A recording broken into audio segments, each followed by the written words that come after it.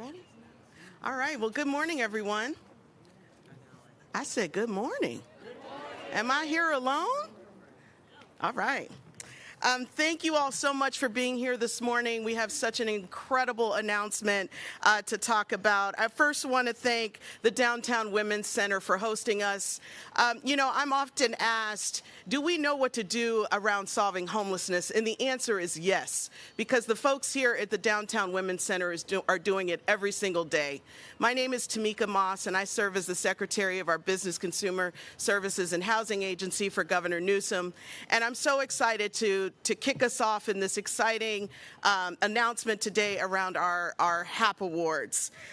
We have some incredible partners all across the state who are doing the hard work every day of looking to resolve and address homelessness in our communities. And today, our Homelessness Housing Assistance Prevention Program, or HAP, we are acknowledging 36 communities across the state, 100 plus communities coming together as a region to figure out what can they do to address the homelessness crisis in their community. As of today, we have awarded more than $800 million across the state in our HAP program to address this crisis. Can we just pause on that? Resources that are critical to what communities need to address this challenge in their communities. And these grants exemplify not just resources, but partnerships. Our cities, our counties, our continuums of care, the state, local government, everyone needs to come together in order to address this challenge. And that's what we have today. You know, when I think about before I was appointed to this position as secretary, I worked in communities in the Bay Area.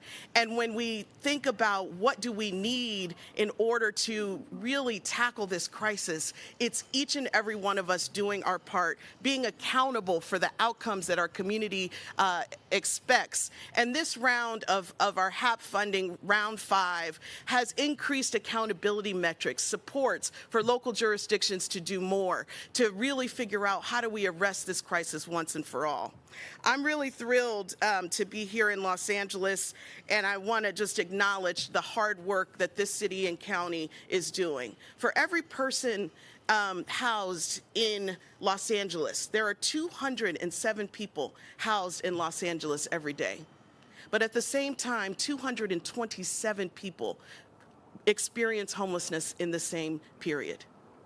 So unless we figure out solutions to address that challenge, we are never going to get where we need to be. And these resources, paired with our encampment resolution grants, our Prop 1 dollars, all of those resources and the administration's commitment to working with communities is how we're going to get here.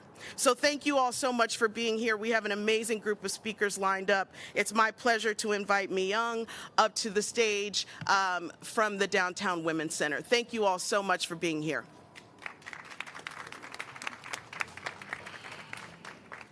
Good morning, everyone. On behalf of Downtown Women's Center and the inspiring community of women and gender diverse individuals we serve, we welcome and thank you for being here today. Homelessness is solvable, and the collaboration of state and local leaders makes transformative impact possible every day.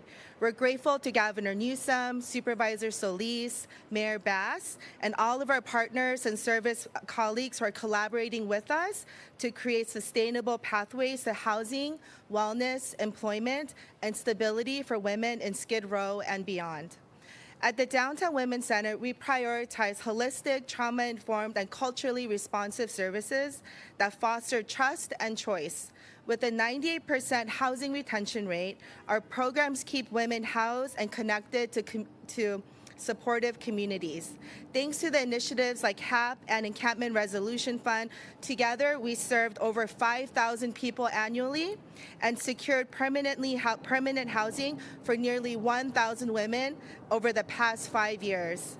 Addressing homelessness requires ongoing support, and we are thrilled to have our key partners gathered here today. It's now my privilege to introduce you to Nancy, a peer specialist whose lived experience brings hope and purpose to her work. Please join me in welcoming Nancy. Thank you. Good morning, everyone. My name is Nancy. I am peer support specialist at Downtown Women's Center.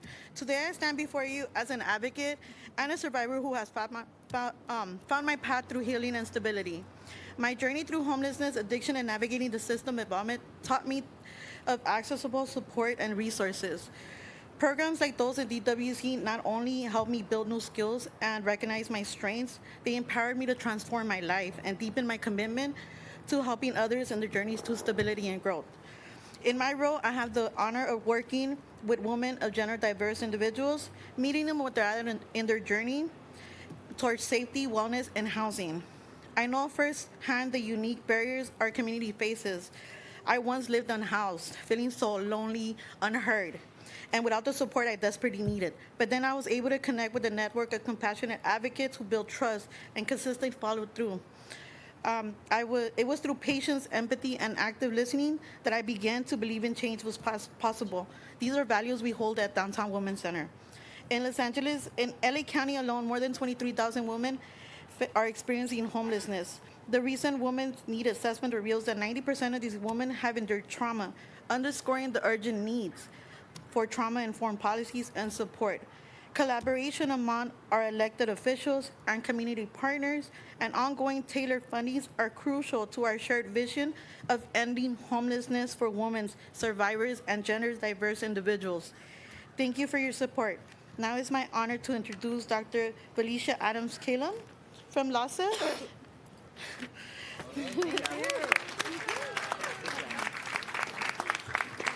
Thank you, Nancy. Good morning, everyone. I'm happy to be here to express our gratitude to Governor Gavin Newsom and the state of California for their continued support of our region's work through Round 5 of homeless housing assistance and prevention funding. HAP calls for collaboration at all levels between providers, state, local, and federal agencies. That alignment is key. Only by working together, as Nancy said, can we move people from the streets to permanent housing. And we must do it quickly to end this humanitarian crisis. LA County has taken the collaborative mindset to heart. The City of LA's mayor and City Council, our County Board of Supervisors, and cities across the region are laser focused on addressing unsheltered homelessness. LASA's commissioners and staff work daily to make the rehousing system more efficient. Our coordinated homeless action plan helps us stay on track to achieve our shared goals and keeps us accountable to each other. And HAP funding provides resources that are vital to our rehousing system, including thousands of interim housing beds that come with housing-focused case management, and thousands of time-limited subsidy slots that give individuals, youth, and families the chance they need to get on the right track and to rebuild their lives. And it's working. Our last homeless count showed the first reduction in unsheltered homelessness in years.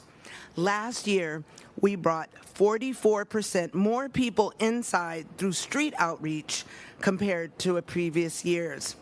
And we helped 25% more people move from interim to permanent housing. Our shared goal of ending unsheltered homelessness anchors this incredible success. Thank you, Governor Newsom, for your leadership and commitment to fostering collaboration, transparency, and accountability across the state. And now it's my pleasure to introduce the LA County Supervisor whose district we're in right now, a longtime champion of coordination and collaboration, especially in Skid Row. Please welcome Supervisor Hilda Solis. Thank you so much, and a special shout out to Governor Gavin Newsom. Thank you for inviting me here this afternoon. And thank you for all our partners, Mayor Bass, and to all the elected officials, and especially our partners. And today we're, as you know, unveiling through the governor's efforts, $97 million that will be made available through the Homeless Housing Assistance Prevention Funds to Los Angeles County. But that's in addition to so much more that he has done. And I especially want to thank Downtown Women's Center for hosting us today right here on Skid Row, which lies entirely in the 1st District. Over the last couple of years, the state, county, and city of Los Angeles have been working together to address homelessness right here on Skid Row. And it all started right here at the Downtown Women's Center. And I have to say that it's a very powerful, powerful presence that we have. A couple of years ago, the Downtown Women's Center approached me with the plan to house every woman on Skid Row. Since then, I've been working with the City of Los Angeles, LASA, and the state, our governor's office, to implement the Every Woman Housed plan. We received $14 million in state encampment resolution funds, particularly to implement this program. And I've also committed an additional $3 million from my own discretionary funds to support the Downtown Women's Center in their projects. Since the launch of Every Woman Housed program since 2021, 453 women have been placed in permanent housing, and another 737 found interim housing. This has contributed, as you heard earlier, as a 42% drop in unsheltered women right here in Skid Row from 2022 to 2024. In addition, the Every Woman Housed plan that we are implementing here also complements our Skid Row Action Plan. The Skid Row Action Plan also received $60 million in the state through Governor Gavin Newsom's Encampment Resolution Fund. Thank you again, Gavin Newsom. With these funds, we've been able to move nearly 2,000 Skid Row residents into interim housing and almost 1,000 found permanent housing. We're also working with the City of Los Angeles, the mayor, to support Skid Row residents in the Mayfair Hotel, which the city, through her efforts, just opened and repurchased. The county has committed nearly $5 million annually to provide enhanced behavioral health services for residents living there. These results show up, and we can accomplish this and continue because of strong partnerships and our cross-jurisdictional supports. And I have been an advocate, as many of you know, for smaller cities. I represent a large portion of the San Gabriel Valley, and I'm happy to say that they too have benefited from the state HAP funds. And I especially want to call out Baldwin Park, Montebello, Pomona, and even the city of El Monte, who have collaborated with us, because we know that it doesn't just stop right here in the city boundaries of Los Angeles, but it goes far beyond that. That's why we are all working together. The governor has really shown us clear how important it is to collaborate in this partnership with our cities, with our local COGs, and with all of our partners, including Mayor Bass. And with that, I am pleased and honored to welcome my friend, the mayor of Los Angeles, Mayor Karen Bass. Thank you.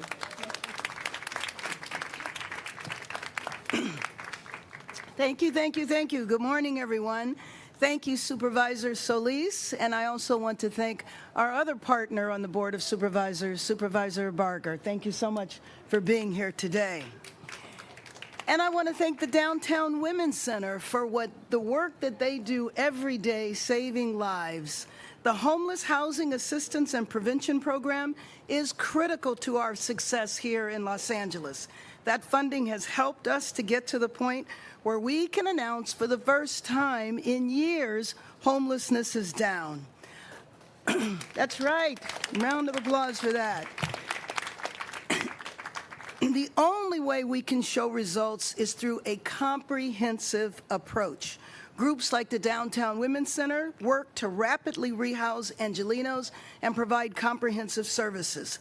I was just at an Inside Safe operation this morning in the Pico Union area where we were working on tents as well as RVs and moving people off the streets and inside. So we housed this morning more than 30 Angelenos. As we've gone about this work, we know that the system is complex, We know that there's many areas of dysfunction, and one of the historic areas of dysfunction was bickering and finger-pointing between different levels of government.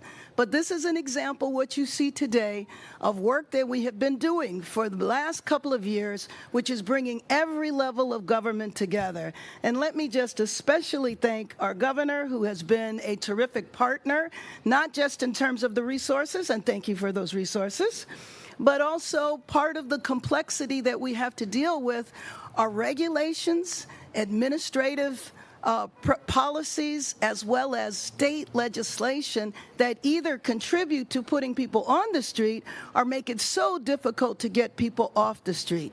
You signed a number of bills this session, several of them we put forward, bills that we identified would resolve barriers, one of which related to RVs. So you could take an RV off the street, but then you're forced to kind of put it back on the street because you have to immediately auction it.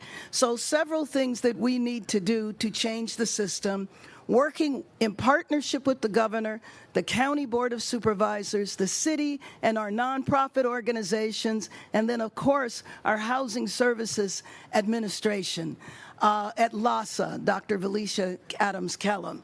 All of us working hand in glove to bring down, for the first time, the numbers reduced. This is the type of collaboration, the type of financial support, and the type of regulatory change that we need to finally solve homelessness in our region.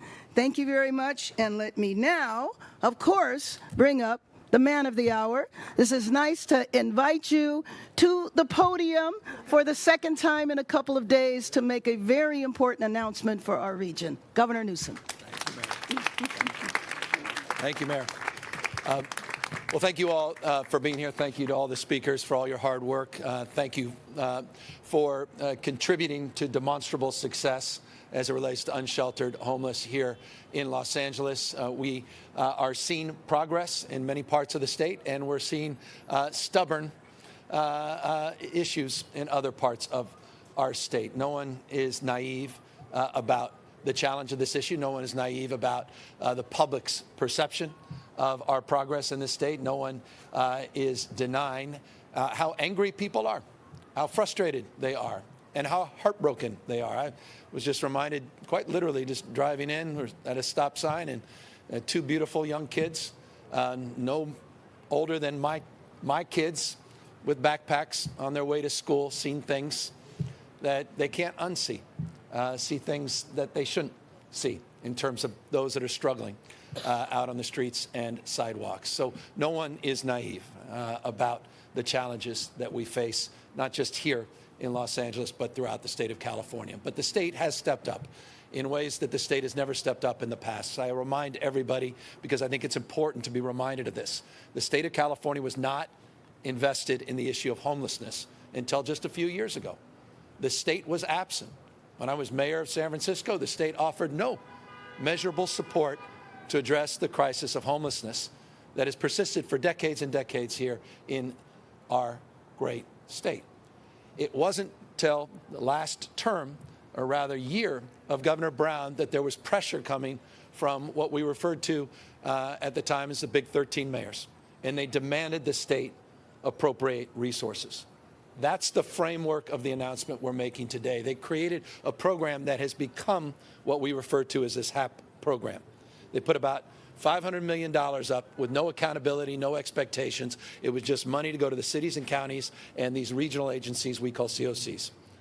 Since then, we have significantly increased the investments, but we've also increased the accountability, transparency, and the expectations. And so what we want to advance today for your consideration as we announce the distribution of $827 million to 37 jurisdictions throughout the state of California, including not just LA City and LA County, $160 million to the city, $97 million to the county, but also to the CACs that include Pasadena, include Long Beach, and include Glendale. A regional framework where there was a memorandum of understanding, a contract that was established and formed before the application was turned in. an expectation of roles and responsibility and relationships between the city and counties, these larger COCs and the smaller COCs. A framework of expectation and reporting that would no longer be put at a quarterly or biannual basis, but at a monthly basis. An expectation that the rules and regulations that are well established in contract templates throughout this state as it relates to being in compliance with state rules, housing rules, particularly housing element, that they were component parts of the renewed expectation. A different framework of engagement at all levels of government. That's exactly what the mayor was just expressing. It's exactly what the supervisor was just expressing, a need and desire to move away from the finger pointing and the jawboning to a relationship of accountability. Everybody is accountable. No one should be immune to any accountability. And that's why we've also stepped up our efforts to enforce that accountability. Ask my friends in Norwalk. Ask our friends in Huntington Beach. And the way we've done that as well is we've reorganized our delivery system through the work Tamika's doing and what we refer to as HCD. They do grants. They do them well. They're approximate. They're adjacent. They're accountable to this new housing accountability unit where we just brought in homelessness into the accountability frame. Therein lies the why, Norwalk. They were the first as it relates to that framework of accountability, as was Huntington Beach as it relates to being the first as it relates to the housing accountability, in order not just to incentivize good behavior, but to disincentivize bad behavior. And I say this with love and admiration as a former supervisor and mayor. It's not the state's job to realize the state's vision. The state vision is realized locally. Localism is determinative. It is bottom up, not top down. And that's incredibly important. The state's role and responsibility is to support those efforts, to clear all of those hurdles and all of the challenges. And that's what the mayor was just referring to in a number of efforts that she initiated and sponsored that we enthusiastically supported, and to continue to iterate in the spirit that defines the crisis at hand. And that's the final point I want to make. This is a crisis, and it requires a crisis mindset. We can't conduct business as usual. People are dying on our watch. These kids are struggling and suffering. Seniors, Hilda and I were just talking about how many more seniors we're seeing out on the street. That's not who we are, and it's not what we should be. And we are committed to doing more and doing better. But we're also, in the spirit that defines this moment, also committed to highlight excellence. And I'm honored to be back here. I've had the privilege of sneaking in here on my little walks in Skid Row to see how this remarkable facility and organization is doing. I know a lot of your private funders. I want to thank them. It's not just the state and city and county that are supporting and some of the federal money, but a lot of folks individually and entities, corporations that have been supporting your work. And it goes to the spirit of what Tamika said. This can be solved. Don't fall prey to the cynicism. Don't. I mean, there's just tens of thousands of people, tens of thousands that are evidence that prove your cynicism wrong. You are an example of someone proving those that say, well, this just simply can't be done, and people then just roll over. But we recognize the scale of it. And so this $827 million, these 37 grants, by the way, there's 5 more pending, with a higher level of accountability, Orange County, Anaheim, pending, higher level of accountability and scrutiny. This money is part of a larger strategy, as was noted by Tamika, the encampment resolution grants, $1 billion. Not a dollar existed 5 years ago for that, $1 billion. That's to resolve the underlying issues of encampments, not just to remove them out of sight, out of mind, but to create connections. And today we're also announcing a new framework as it relates to an executive order I did a number of months ago, you may recall, around accountability and enforcement as it relates to what's going on with encampments. We also now have a new template that we put out as it relates to prioritization of encampments, health and safety, 48-hour notification minimum, and expectations as it relates to service connections as well. So that's the broad strokes of what we're advancing here today. And final point, when we open up to questions, this is the 5th round of HAP funding. The 6th round was approved just in June. That's money that will come later, another $1 billion of investment that we will make. The 6th round has even higher levels of requirements and accountability. And we're going to be talking a lot more about that before those dollars go out as well. So we're starting to scale a different relationship of expectation in terms of the dollars and different accountability as it relates to data collection and transparency. Again, that's bottom up, that informs the state component and federal support of these efforts. So I'm grateful again to the legislature for their stewardship and support of this process. I'm grateful to our team for their outstanding work. I'm grateful for the cities and counties that have embraced Care Court, those that will embrace and are embracing our conservatorship reforms, and all of those that will be working in partnership with the state in renewed energy starting in January as we implement or move towards the full implementation of the Mental Health Services Act reform, which will fully go into effect in July of 2025. That will flood the zone in terms of prevention dollars and housing dollars to address exactly what Tamika was saying around stabilizing populations as opposed to being on the back end as it relates to a rapid response to the issues, affordability, mental health, drug addiction, and the like. So again, gratitude to the mayor, her partnership, gratitude to the Board of Supervisors for their partnership, the spirit that brings us together. We've strengthened that today, and we'll commit to strengthening it further tomorrow as well. That, here to answer any questions. Hi, Governor. Alex Michelson, Fox 11 News. You know, there's a lot of people that look around these streets and are very frustrated. I know you're very frustrated as well. And they see all the spending, $24 billion in spending, and the problem's gotten worse. Is this really about spending more money, or does something else have to change? And what do you say to people who don't trust that the money will be spent well? Well, I hope they'll take a look at the specific proposals and what we've outlined here today. I think we've answered a lot of those concerns as it relates to transparency and accountability, as it relates to that accountability manifesting in real action by the state of California. You can talk not just to the 2 cities that I recognize as it relates to some of our legal actions, but those that we've settled with all up and down the state. We mean business in a very different way than we have in the past. The fact is, as the mayor said, and I applaud her and I applaud the county, you saw a reduction here. You did. You saw a reduction in unsheltered homeless. And that's got to be we do everything. No one's naive. But we have to address the conditions on the sidewalks with laser focus and prioritization. These encampments and tents, people are dying and suffering on our watch. There's nothing humane about stepping over people on the streets and sidewalks. So that's where we're going to be really reinforcing our energies and prioritization. At the same time, as I noted, you've got to address the underlying issue in the first place. But look, we are addressing those rightful concerns that are expressed. This is not status quo ante today. We are not announcing an old strategy.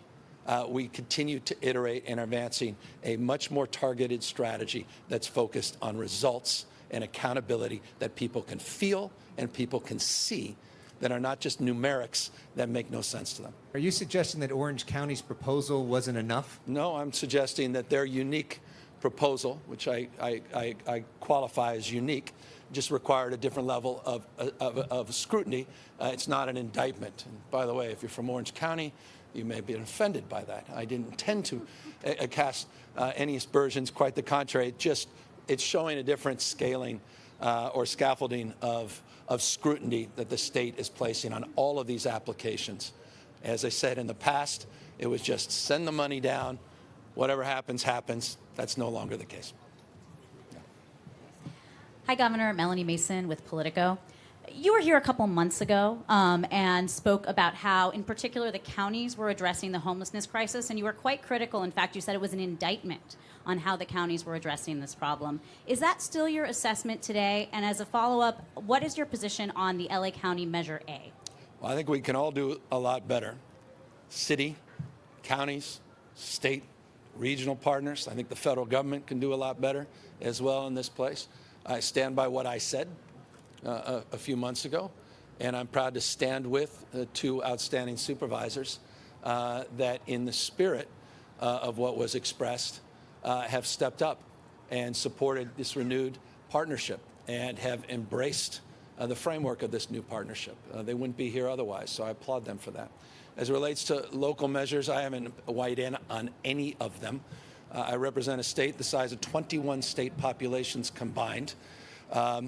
I can't even begin to tell you how many local initiatives I have been asked to weigh in on. I simply don't have the bandwidth or capacity. I trust your local leaders, and I trust your voters to make the right decision.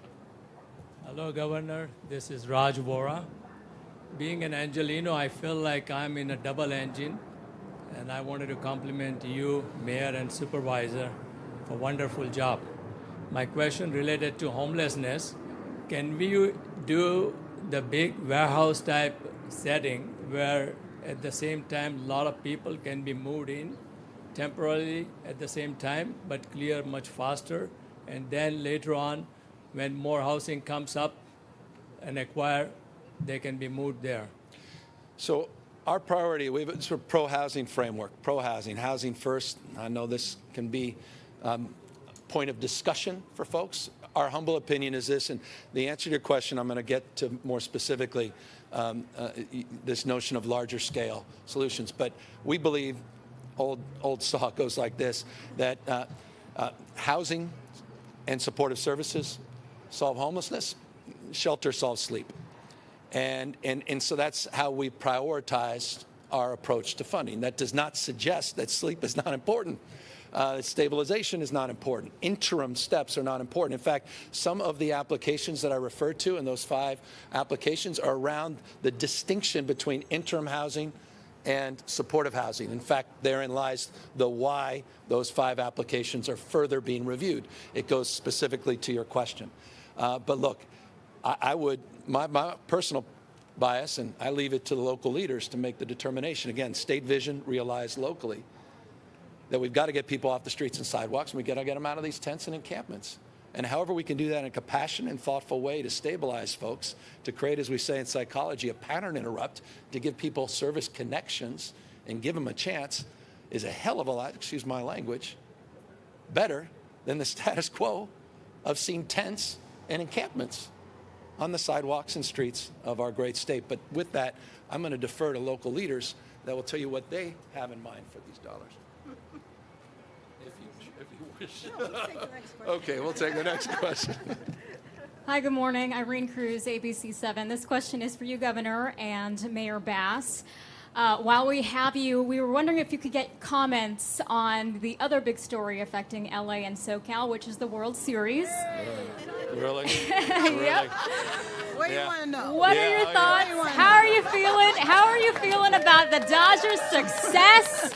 Are we going to pull it off today? What is your message for fans who might be celebrating, and how can they celebrate safely? Also, is there a parade being planned right now? Well, let me just say, first of all, go Dodgers!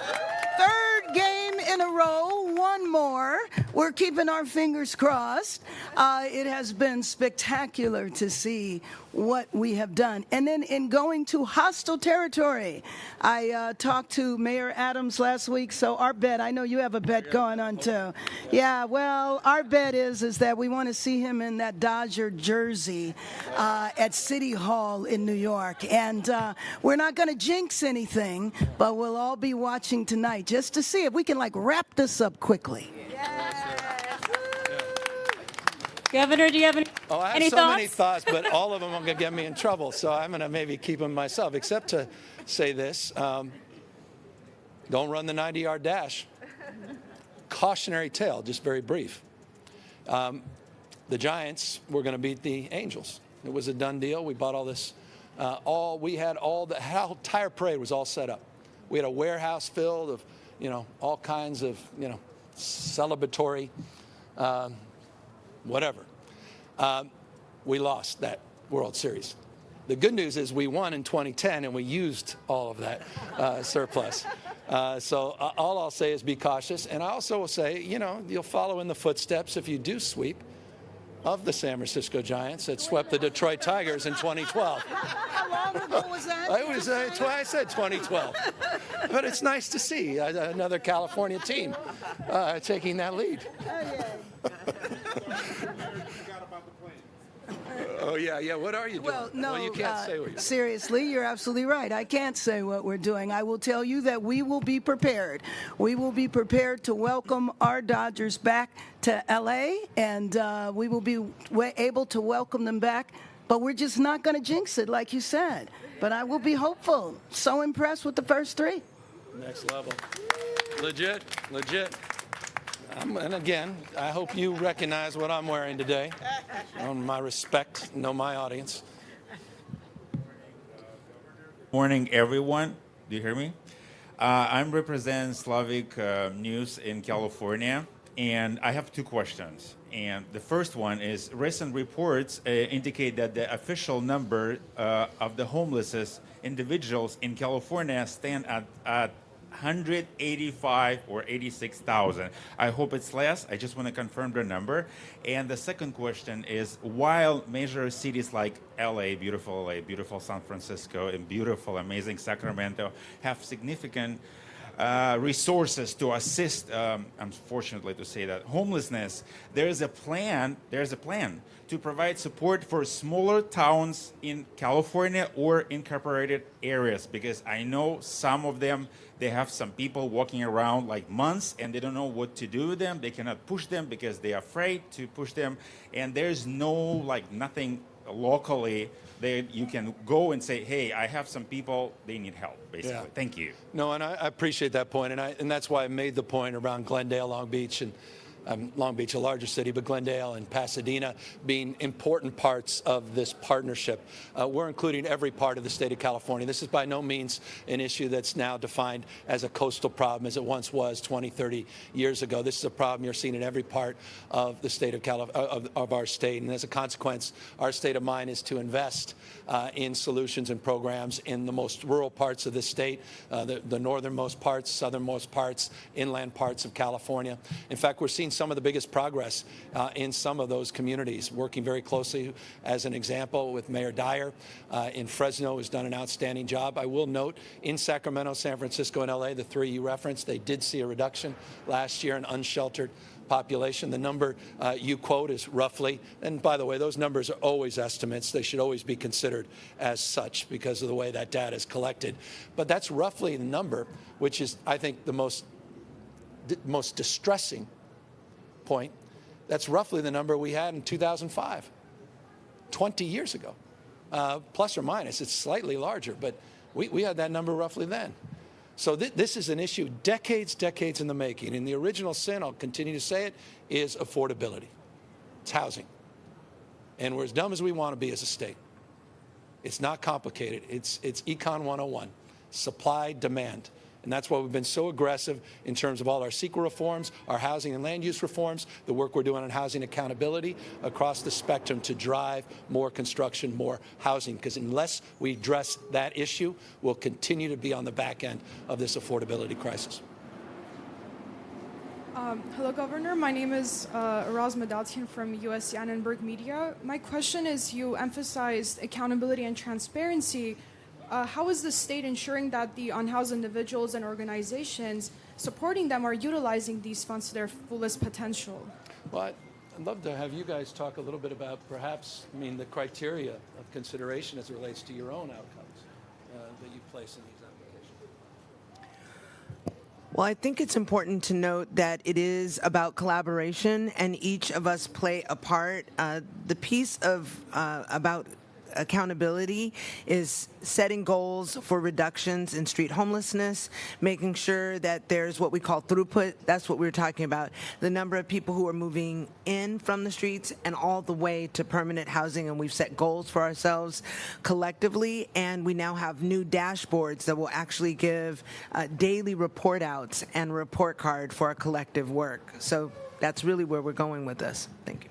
Look, we're tidying up all. You've got an HMI. I want to get into technicalities, but an HMS system, which is a requirement under federal guidelines, relates to individual ID data for those that are accessing service. That is also being linked to the state of California. Has been. We're strengthening that. That's another part of the announcement today on the updated reporting requirements. Again, that monthly data, not quarterly or biannual data. All of it in an effort to really drive your point, your question home on accountability, outcomes, measurable, that people, again, can see and feel on this issue. Unless people see it, they don't believe it. And I understand the frustration listening to press conferences like this over and over and over and over and over and over again, and yet people continue to see this problem persist on their streets and sidewalks. So they're demanding more. We should provide more, and we have a higher expectation of just that, more and better outcomes with this new approach. Thank you, everyone. Thank you. Good. All right, we're done. After that Dodger question.